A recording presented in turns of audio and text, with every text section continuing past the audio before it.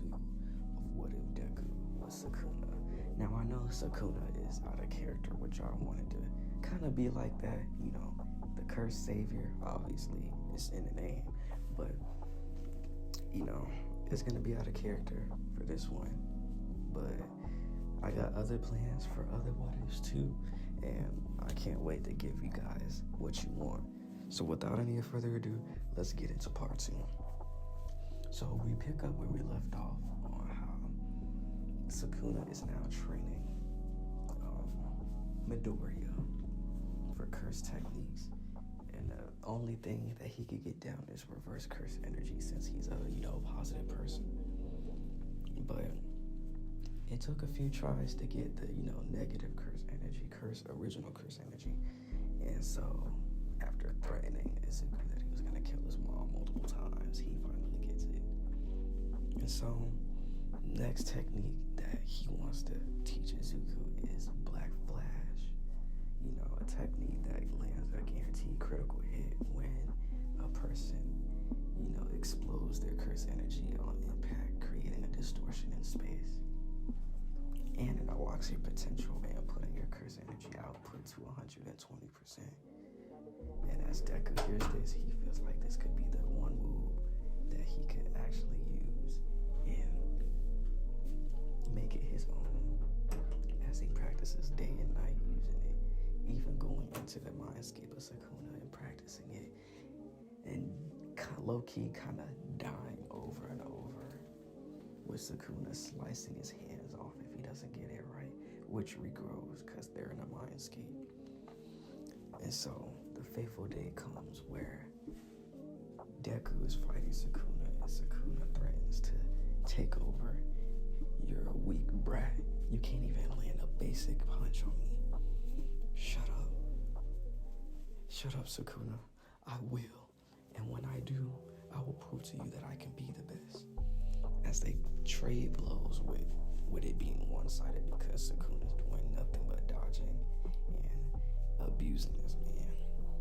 And as Sukuna grabs him by the neck and choke slams him, then kicks him across the domain, he low-key teleports behind him, and Deku nearly dodged with an uppercut of Black Flash coming.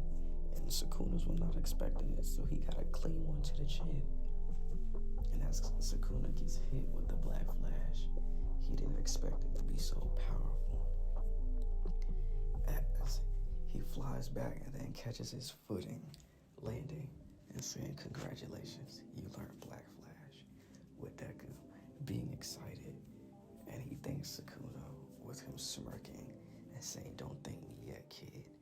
Now get out," as he uses Dissect, slicing Izuku in half with him waking up, now knowing Black Flash. Now we get to the day of the UA exams with him doing training with just Black Flash, since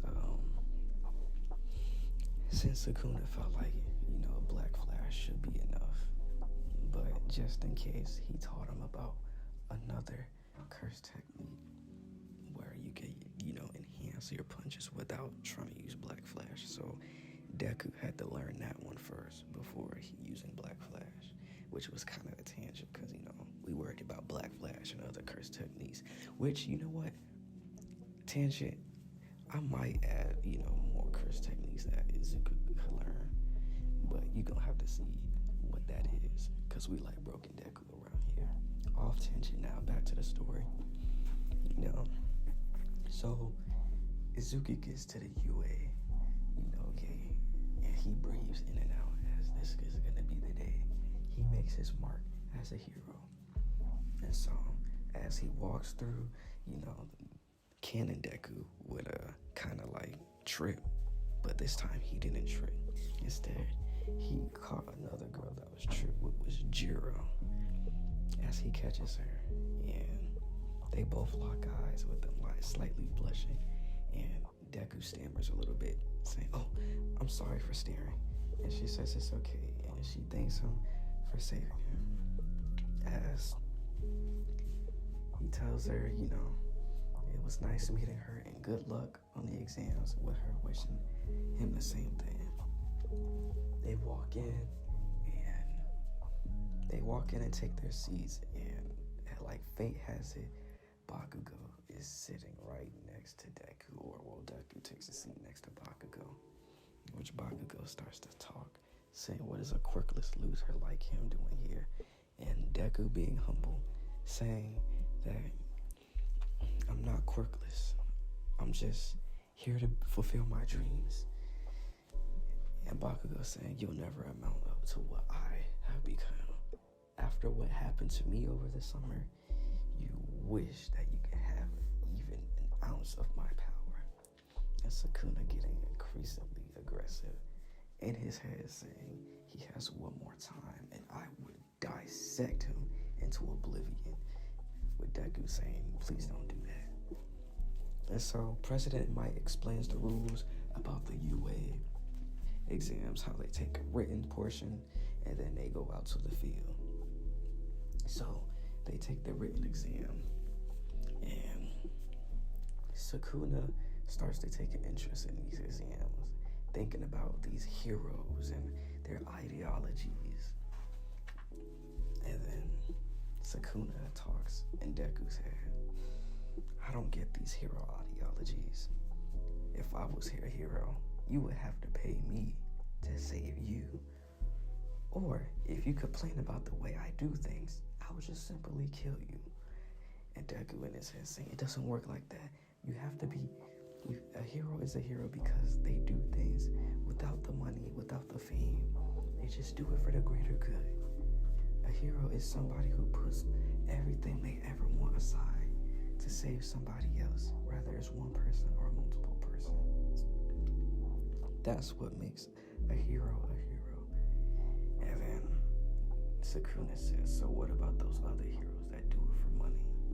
What about those heroes that just do it for the fame, that only save people to get rich and famous? He said they're heroes, but they're not true heroes. And that's not what I aspire to be. And then Sukuna says, as much as I don't like you, kid, at least I can respect your morals. At least you're not one of those fakes.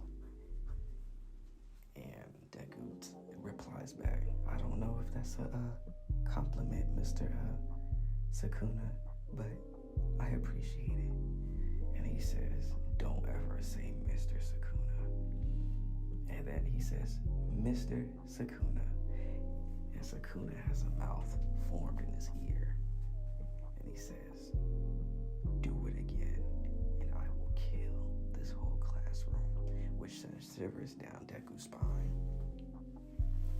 So after the written exam, President Mike talks about the field portion, the simulated city battle, and how they have to destroy robots with the 1-pointers, the 2-pointers, and the 3-pointers. And then, Idia, being the high speed he wants to be, has an outburst and talks about, what about the 0-pointer? And President Mike gives him this straightest face, saying, if you would let me finish, I would get to that, you fucktard. No, he didn't say that, but you get the gist what he's saying. And so after President Mike explains what the 0-pointers are, he says everybody line up. And so as they line up in front of the entrance to go into the simulated battle city, the gates open up and Deku just bursts out there with his hands, enhanced body, since he's harboring Sukuna. He's much more, durable, stronger, and faster. President Mike says, there's no countdown in the real rescue or battle situation. Do what that kid did and go. Go. And all the other students run out. Deku didn't waste no time catching a 1-pointer, and then catching a 1-pointer, he punches it straight on the dome of the 1-pointer, and then his wrist starts hurting, saying maybe he should have used cursed energy to, protect his fist while giving damage output. And so that's what he does. And the second punch comes. And blows the 1-pointer away. Then he spots a 2-pointer. And then a 3-pointer behind it. And so he decides to test out Black Flash as he breathes. And then it's like a Zen mode he enters. The black energy envelops in his fist, and then he zooms, increased speed. He uses black. He says Black Flash as the punch connects, and then he uses his other fist as Black Flash to hit the 3-pointer. And so he goes around destroying 2-pointers and 3-pointers. And then after he thinks he got about good enough points, he sees Bakugo using his explosions as he's saying, "Die, you damn robot," and blows it up, getting his points. But he noticed something about Bakugo's explosions. They look stronger, like more enhanced. But it goes over Deku's head. Maybe he just trained, not knowing that All Might gave his quirk to Bakugo, his stockpiling quirk. And so, as Deku's getting his points, the city begins to shake because of the 0-pointer. Excuse me. These fucking hiccups, man. God dang. Anyway, so the 0-pointer comes out and starts causing chaos to the city, which makes everybody run. And so, as Deku was beginning to run, because President Mike said to not engage, and when he see it, run away. And so Bakugo, being Bakugo, decides to take the 1-pointer, and he uses his explosion with 2% off for 1, making a huge explosion, but it dents it, but doesn't do enough damage. As his hand turned a little purple from using it a little too much, and so he retreated back. And as Deku was running away, he heard somebody in distress saying help. As Deku turned around, he saw Jiro. And if you know why he chose Jiro, so you already know where this is going. So, as he heard Jiro, Sukuna says, "You have a choice. You can either do what President Mike said, or you can save her." And there's 2 things I hate: men who pick on children, and people who lie and break their moral code. And so, with that being said, Deku turns around and rushes straight towards Jiro, trying to take the rubble off. And he notices that her leg is, pretty beat up, and it's like bleeding blood a little. And then as the 0-pointer, smashes his giant fist into the building, Deku pulls her out in the last second and covering her body with his as they both land, and the 0-pointer is still closing in on him. With her being knocked out, and Deku stands up and saying, "How is he gonna handle this?" And Sukuna says, "Let me stretch my legs a little bit," as Sukuna takes over. His hair spikes up, and then Deku gets all the curse marks on his body. It's been a while since I stepped out. He starts to stretch and saying, "I hope you could provide some entertainment," as he looks at Jiro and then uses reverse curse energy to heal her. He picks her up, and jumps on a nearby building and lay her down. And then as he bends over closer, he has good taste and smells her. Yeah, Sukuna being on that weird shit. He smells like the scent of her. He was like, she smelled good. as he turns around, he looks, he get that signature Sukuna smile. As he looks at his hand and swipes, dissect, slicing the 0-pointer completely in half. And then he does dissect in a diagonal, 2 diagonals, and then another one that's completely dissected, the 0-pointer, beating it. And as the 0-pointer falls, he noticed that I think he overdid it too much, because it's starting to fall on the building that they're on. So he lets Deku take back control, and as Deku snaps out of it, he realized what Sukuna did, and he asked if he killed anybody. He was like, "No, I didn't kill anybody, even though I wanted to." He said, "Even though I didn't kill anybody, the chances aren't 0." As Deku picks up Jiro and then jumps off the building, softly landing on the ground. And with that, the UA field exam ends there, with them not getting the results till later. So a few